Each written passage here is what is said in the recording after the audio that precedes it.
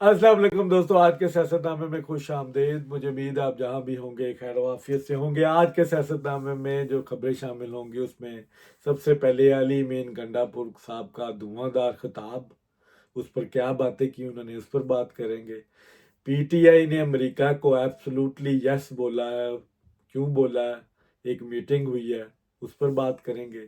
फिर डीजीआईएसपीआर की आज बड़ी इंपॉर्टेंट मीटिंग, एक प्रेस कॉन्फ्रेंस थी, उस पर अपना ज़ाती तजिया पेश करूंगा। तो सबसे पहले आते हैं अली मीन गंडापुर साहब। अली मीन गंडापुर साहब ने इससे पहले भी एक तकरीर की थी जिस पर उन्होंने कहा था केपी के लोगों के जो रिश्वत मांगे उसका जाके सर फाड़ दो। ये एक नॉर्मल गुफ्तगू नहीं है, और सीएम लेवल पे इस तरह की गुफ्तगू पाकिस्तान की हिस्ट्री में नहीं मिलती। अब वो बिलावल भुट्टो साहब को उन्होंने बकायदा नाम लेके कह के अगर हमारे मेम्बरान आपने असम्बली में ना जाने दिए तो आपका गवर्नर हाउस में नहीं जा सकेगा। अब ये इस तरह की बाजारी गुफ्तगू एक पॉलिटिकल वर्कर लेवल पे तो सूट करती है, लेकिन इस हाईएस्ट लेवल पे सीएम लेवल पे ये पहली दफ़ा सुनने को मिल रही है।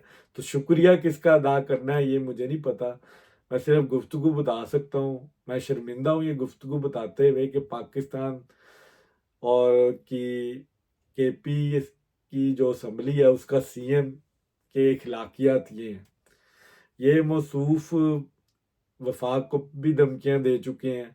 अब इन्होंने इसके बाद एक और ऐलान किया है कि केपी के लोगों को कहा कि बिल ना आप दें, बिल जो से वफाक हमारे पैसों से काट ले। कोई डेप्थ जो वफाक ने इनके पैसे देने हैं एनएफसी की मद में, उसमें वो कह रहे हैं कि हम बिल नहीं देंगे, आप हमारे बिल के पैसे उसमें से काट लें। अब ये देखें, प्रवोक किया जा रहा है लोगों को। इमरान खान साहब और अली मीन गंडापुर साहब की मेंटालिटी तकरीबन मिलती है। अली मीन इमरान खान साहब ने भी बिल जलाए, हुंडी का कहा, लोगों को प्रवोक किया कि इस गवर्नमेंट को बिल्कुल सपोर्ट ना करो। ये पाकिस्तान के हिस्ट्री का पहला लीडर है जिसने सिविल डिसोबीडियंस की बात की पाकिस्तान में। अब ये अली अमीन गड्डापुर साहब को आज मुझे पता चला क्यों बनाया गया सीएम, क्योंकि इनका माइंडसेट इमरान खान साहब से बिल्कुल मिलता जुलता है, हम ख्याल है। और इसी वजह से इमरान खान साहब ने बनाया कि ये हुकूमत चल ना सके, इसमें किसी ना किसी तरह इंतशार आए, ये मुल्क टूटे और मैं इसको एंजॉय करूं। इस मुल्क को वो चलता देखना नहीं चाहते। अब अली अमीन गंडापुर साहब का अगर वो खिताब आप देख लें तो किसी भी एंगल से लगता नहीं है ये किसी पॉलिटिकल लीडर का खिताब है। लगता है कोई ज़हनी मरीज है जो अपनी फ्रस्ट्रेशन निकाल रहा है और लोगों को प्रवोक कर रहा है। अब ये पाकिस्तान के इदारों को सोचना चाहिए कि इसका इलाज कैसे करना है, ये वायरस कैसे ख़त्म करना है। अदलिया तो अदलिया के ऊपर हमला होता है, अदलिया तो फौरन बुला लेती है कि जी फलाने को समन करें, क्यों किया है, किसने किया है, ऑडियो कौन लीक कर रहा है, रिकॉर्ड कौन कर रहा है, ये अमेरिका की नेशनैलिटी किसने लीक किया है, ये कागज़ किसने लीक किया है। तो ये जो खुले आम पाकिस्तान के खिलाफ इंतशार और तशद्दुद की जो सियासत कर रहे हैं, इनको कौन बुलाएगा, सो मोटो कौन लेगा। ये पाकिस्तान की गवर्नमेंट ही कुछ ख्याल कर ले, इनका कुछ ज़हनी तवाज़न जो ख़राब है, किसी ज़हनी मरीज़ के डॉक्टर को दिखा दें, कोई सर्टिफिकेट ले लें कि ये जो बात कर रहे हैं इनको ये मसाइल हैं। अली मीन गंडापुर साहब को घर से भी हो सकता है प्रेशर हो, क्योंकि वो कह चुके हैं कि उनकी बीवी और उनके बच्चे पूछते हैं इमरान खान साहब का क्या करना है, क्यों नहीं वो बाहर आ रहे। तो ये जो घर का प्रेशर है ना, ये वाकई इंसान को पागल कर देता है।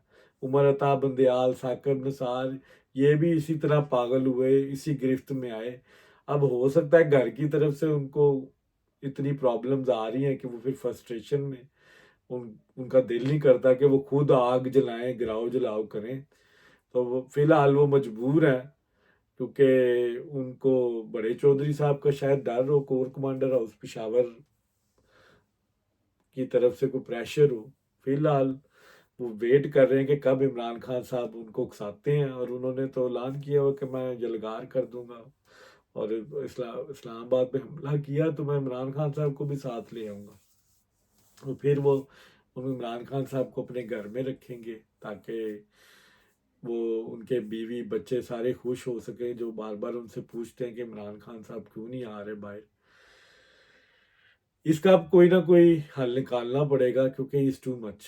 पाकिस्तान का मजाक बना हुआ है। केपी के लोगों का सारों ने तो नहीं वोट डाला, जिन्होंने नहीं डाला उनका क्या कसूर है। उनको चाहिए कि अब रियासत को, बड़े चौधरी साहब को, कि इस पर भी नजर डालें, इस वायरस का भी खात्मा करें, वरना ये लाल आज हो जाना। दूसरी खबर पीटीआई की ही है कि अमेरिका के डोलम मलूम साहब से मुलाकात हो गई है फाइनली। करनी सी बड़े चौधरी साहब से मुलाकात, तरले, लेकिन कर मुलाकात हो गई अमेरिका के सफीर के साथ। और क्यों हुई उसकी वजह उमर अयूब साहब ने बताई है कि दफ्तर खारजा ने इनको कहा कि उनसे मुलाकात करें। तो दफ्तर खारजा की बात आपको इतनी जेर असर लगी तो आप इनकार कर देते। आप कहते हमने मिलना ही नहीं है, ये तो अमेरिका का, तो हमने नाम लगाया कि वो उसने 2017 में हमारी गवर्नमेंट गिराई, रजीम चेंज की, साइफर वाला मामला अमेरिका में, फिर आपने लॉबिंग की। एब्सोल्युटली नो पे कुछ दिन पहले असद कैसर और मरवत साहब ने कहा कि अमेरिका को इन्होंने अड्डे दिए हैं, ये कोई डील कर रहे हैं अमेरिका के साथ। तो आपको तो बिल्कुल ही एब्सोल्युटली नो बोलना चाहिए था। अब तो इमरान खान साहब को चाहिए कि इनको बुलाएं, उनको क्या, आपकी जरूरत कैसे हुई ख्वाजा आसिफ से मिलने पे, मरवत साहब की क्लास ली। तो ये जो चार लोग मिले हैं, जिसमें उमर यूब है, हसन राउफ साहब हैं, शिबली फराज हैं और असद कैसर हैं, ये किस बिहाफ पे ये मिले, और इन्होंने जो बातें की हैं वो भी बड़ी लतीफे इन्होंने बोले, यानी कि रियासत की शिकायतें लगाई हैं। जैसे वो कोई चीफ जस्टिस हैं, कोई किसी ओहदे पे बैठे हैं, उनके पास अख्तियारात हैं, बड़े चौधरी साहब हैं, जिनको आप कोई बात करेंगे उसके बाद वो हुक्म देंगे ठीक है हम करते हैं इसका। शिकायतें इन्होंने लगाई हैं कि पाकिस्तान में पॉलिटिकल क़यादत, यानी कि इमरान खान साहब को जेल में फेंका हुआ है, लोगों को राइट नहीं है एहतजाज का, लोगों की बेसिक की ह्यूमन राइट्स की वायलेशन हो रही है, फ्रीडम ऑफ स्पीच की, मैशियत की बात की जिसकी बड़ी फिक्र है खान साहब को और पीटीआई को, बड़ी फिक्र है मैशियत की कि वो बड़ी डाउनफॉल जा रही है। अब ये वो लोग हैं जिन्होंने आईएमएफ को खत लिखे हुए हैं और अमेरिका में लॉबिंग की हुई है कि पाकिस्तान को प्रेशराइज करें, और पाकिस्तान की जो टॉप लीडरशिप इस वक्त इमरान खान है उसको जेल से बाहर निकालें, आप अपना दबाव डालें, इलेक्शन को तस्लीम ना करें। इलेक्शन की भी बात की इसमें। जो मेरे लिए सबसे मोस्ट इम्पोर्टेंट था कि इस मुलाकात का मकसद क्या था। आप अमेरिका को अब खुद चाह रहे हैं कि वो मुदाखलत करे, आप जो शिकायतें लगा रहे हैं कि अमेरिका मुदाखलत करे, और पाकिस्तान में अमेरिका की मुदाखलत आप एक्सेप्ट कर रहे हैं, आप खुद उनको प्रवोक कर रहे हैं। आप क्या चाहते हैं, अमेरिका पाकिस्तान में हमला कर दे और इमरान खान साहब को बचा ले, या अदालतों में जाके अमेरिका बहैसियत सफ़ीर ये बयान दें कि जी इमरान खान साहब बेकसूर है, इनको छोड़ा जाए, इकोनॉमी की हालत बड़ी ख़राब है, इमरान खान के बगैर तो मुल्क चल ही नहीं रहा, अगर इमरान खान बाहर ना आया तो ये मुल्क नहीं बचना, ये टूट जाना। तो ये समझ नहीं आ रही कि पीटीआई का बयानिया है क्या। आप ओवरसीज के लोगों को कुछ और कहते हैं, पाकिस्तान के लोगों को कुछ और कहते हैं। इमरान खान साहब कहता है मैंने किसी से बात नहीं करनी, मैंने सिर्फ बड़े चौधरी साहब से बात करनी है, मैं आसम मनी डीजीआईएसआई के अलावा किसी से बात नहीं करूँगा, मुज़ाकरात हम करेंगे, डील नहीं करेंगे। अजीब अजीब ये बातें करते हैं।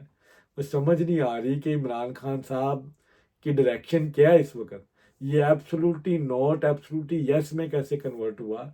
और इस सारी मीटिंग में कहीं पे भी इन्होंने वो अड्डों का जिक्र नहीं किया जो 2-3 दिन ये मीडिया में आके असद कैसर साहब भी बोलते रहे।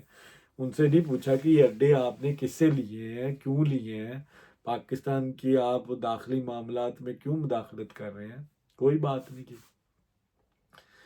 पीटीआई तरलों पे आई हुई है। अब अमेरिका के आसिम मनीर साहब ने तो मुलाकात नहीं की, चले सफ़ीर साहब ने तो मुलाकात की, शुक्र है इनकी कहीं तो मुलाकात हुई, और मीटिंग का कोई फ़ायदा तो हुआ कि इनका नाम आ गया कि अमेरिका के साथ आप बैठे हैं, एब्सोल्युटली यस बोल दिया। अब ये आगे आगे देखें ये क्या करते हैं, ये क्या इमरान खान साहब के बिहाफ पे करते हैं, इन्होंने कोई चैनल नहीं छोड़ना।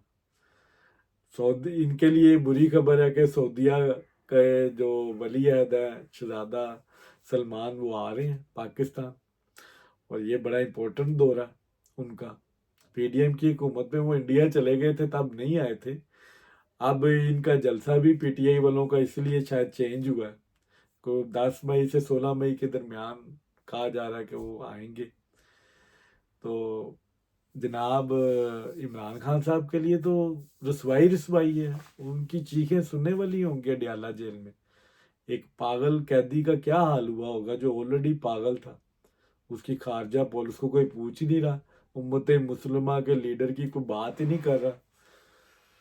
किसने करनी है बात इमरान खान साहब की, अगर ये लोग भी नहीं करेंगे? तो कोशिश कर रहे हैं वो कहीं हाईलाइट हो, आर्मी को कभी क्रिटिसाइज करते हैं, कभी किसी को करते हैं, कि किसी तरह हमारा को नाम ले, को के यार उस पागल को भी छोड़ो, निकालो, जान छोड़ो उसकी। अब आज की जो सबसे इम्पोर्टेंट खबर है वो DGI-SPR की प्रेस कॉन्फ्रेंस है। अहमद शरीफ चौधरी साहब बड़े कॉम्पिटेंट हैं ये ऑफिसर, मेरी इनके साथ मुलाकात हुई है, इनसे बातचीत हुई हुई है, मैंने इनसे डिबेट की हुई है। ये कोई खुफिया मुलाकात नहीं थी, वो हर एक से मिलते हैं जो पॉलिटिकल एक्टिविस्ट हैं, सोशल मीडिया के नुमाइंदगे हैं, उनसे भी मिलते हैं। उनकी जॉब है फौज का, वो बयानिया लोगों को बताते हैं कि क्या इस वक्त पाक आर्मी क्या सोच रही है। इन्होंने 9 मई के हवाले से जो फिर दोबारा वो फुटेजेस भी चलाई और पीटीआई का जिक्र भी हुआ इस प्रेस कॉन्फ्रेंस में। फॉल्स फ्लैग ऑपरेशन के नाम से जो पीटीआई कंपेन कर रही है, उसका उन्होंने असल में जवाब दिया है कि ये प्रोपेगेंडा जो किया जा रहा है असल में ये एक्चुअल हुआ है। फिर उन्होंने कुछ ऑडियोज भी दिखाई, यास्मीन राशिद की, शहरियार अफरीदी की वीडियो चली जिसपे वो कह रहे कि जीएचयू के बाहर जाके मुराद सईद की एक ऑडियो आई जिसपे वो कह रहा कि जो हमने पॉइंट आपको दिखाए हुए हैं, बताए हुए हैं, वहां जाके आपने प्रोटेस्ट करना है, गिलाओ जलाओ करना है। एक ऑडियो लीक आई जिसपे यास्मीन राशिद का कोई सपोर्टर है, वो यास्मीन राशिद का नाम लेके कह रहा है कि लाहौर कोर कमांडर हाउस को जलाना है। क्लियरली ये अल्फाज बोले गए हैं।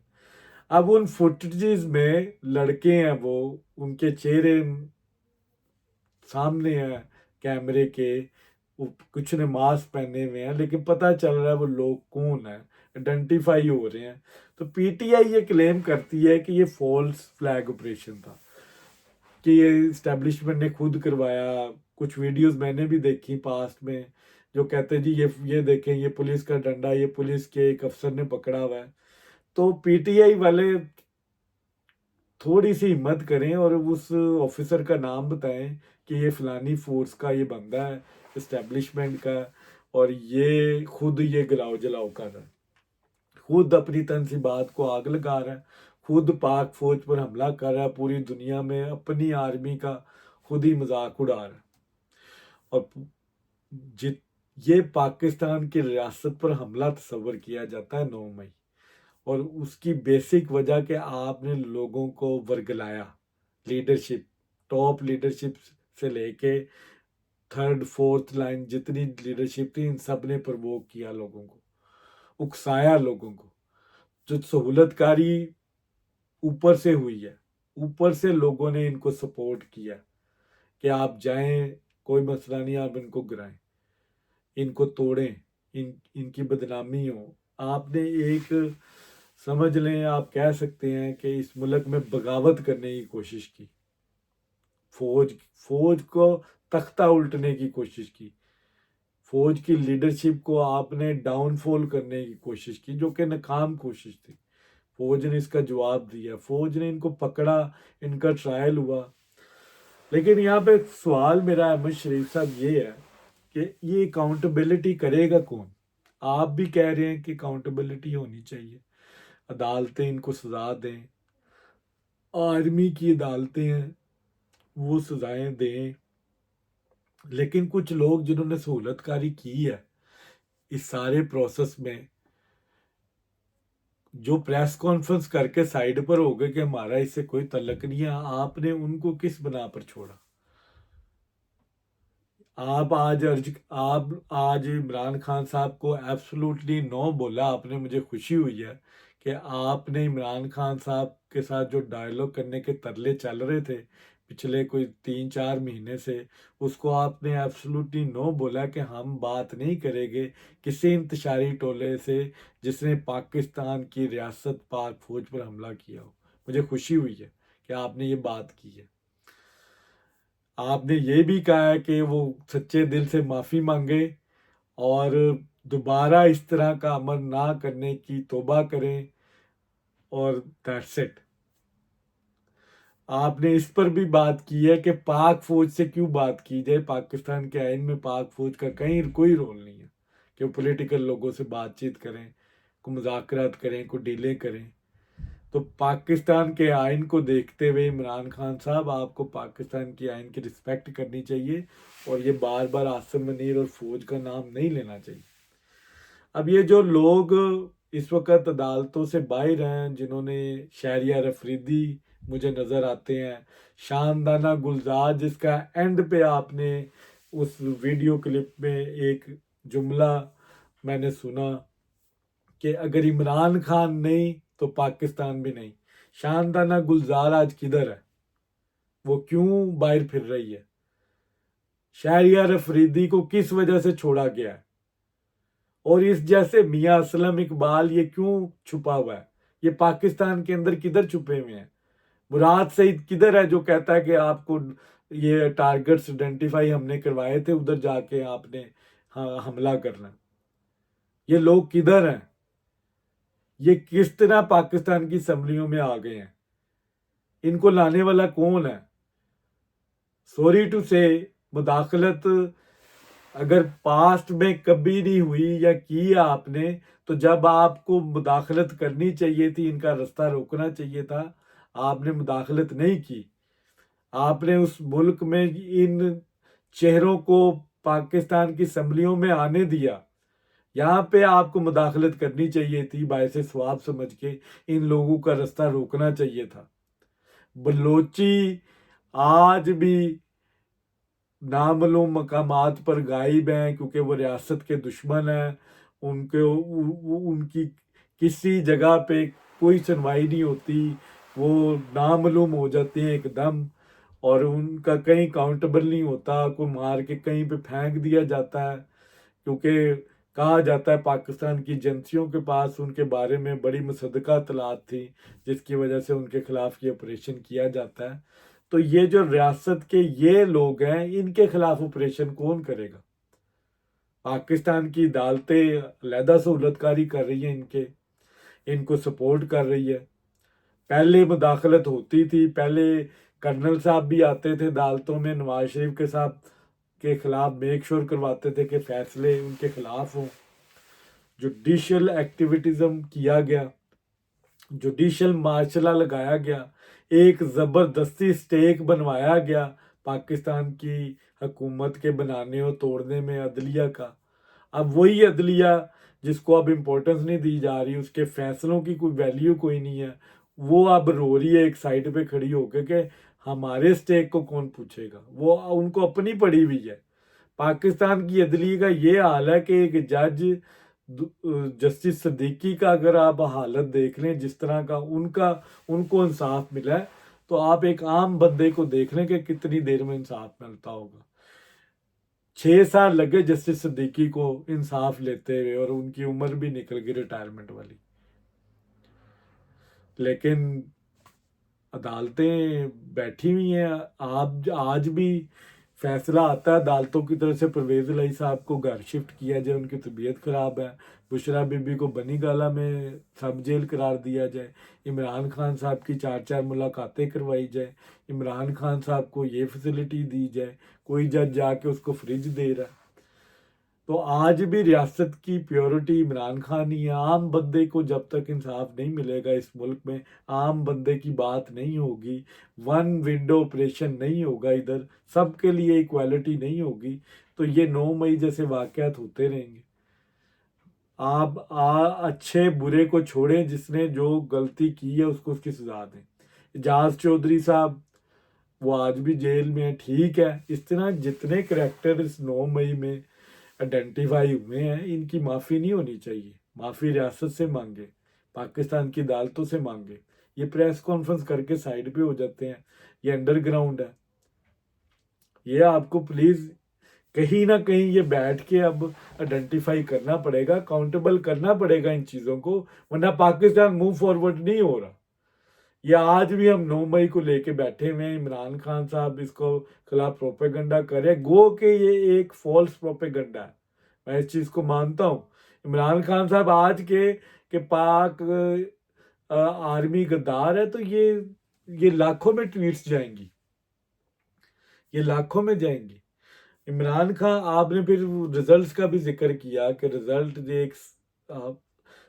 एक 7.5% वाली पार्टी ये क्लेम कर रही है कि ये जितना वोट उसको मिला है वो पाक आर्मी की मुखालफत में मिला है। तो ये प्रोपेगंडा है, झूठ है। बिल्कुल ठीक कह रहे हैं आप। इमरान खान साहब अलग करें कि जी मैं पाक आर्मी के खिलाफ हूँ और मैं ये इलेक्शन लड़ रहा हूँ, मुझे आप वोट दें, मैं देखता हूँ कितने लोग वोट डालते हैं। इमरान खान साहब आप अभी अपने वोटर को भी मैनिपुलेट कर रहे हैं, बेवकूफ़ बना रहे हैं, उसके माइंड के साथ खेल रहे हैं आप। आपने आज़ाद हैसियत में इलेक्शन लड़ा, अब आप कह रहे हैं मैंने सारा वोट आर्मी के खिलाफ लिया, और आप उसी आर्मी से बात भी करना चाहते हैं।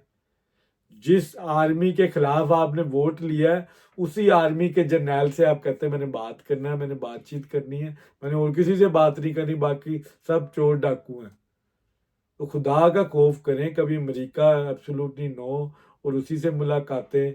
अब पाक आर्मी को ही आप गलत कह रहे हैं, उन्हीं को इल्ज़ाम लगाते हैं, उन्हीं से बातचीत कर रहे हैं, कोई एक लाइन ले लें। तो मेरी रियासत के ताकतवर ईमानों से ये गुजारिश है कि इसका प्लीज़ इसका कोई हल निकालें। जब तक आप हल नहीं निकालेंगे ये डिबेट ख़त्म होने वाली नहीं है। ये हर 9 मई को पीटीआई वाले इसको flag operation, false flag operation के नाम से मनाएंगे, हम योम स्याह के तौर पे मनाएंगे। और इसका पाकिस्तान की अदालतों को भी मैं दरख्वास्त करूंगा कि इसके ऊपर सख्त से सख्त सजाएं दें, इनको निशाने इबरत बनाएं। कोई फेस ना देखें कि कौन है जिसने रियासत के ऊपर हमला किया है, ये रियासत के साथ गद्दारी है, उसको उसकी सजा दें। बराए मेरी मबानी होश के नाखून लें, कुछ सोच लें इससे पहले कि कोई बड़ा वाकया इस मुल्क में हो। किसी की माफ़ी नहीं होनी चाहिए। तो ये था आज का व्लॉग। अगर आपको पसंद आया हो तो प्लीज़ लाइक और शेयर ज़रूर कीजिएगा। मुझे दे इजाज़त, अल्लाह हाफ़िज़।